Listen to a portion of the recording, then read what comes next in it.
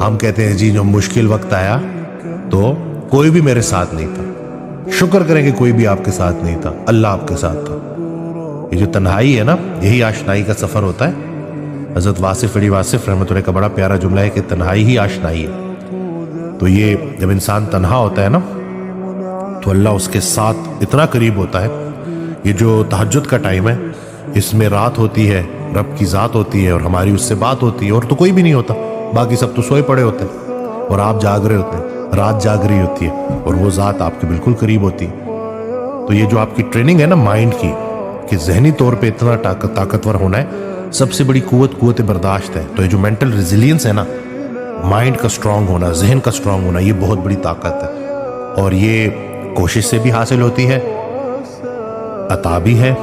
اور یہ بات ہم نے سمجھنی ہے کہ اللہ بھی ان کی مدد کرتا ہے جو اپنی مدد آپ کرتے ہیں۔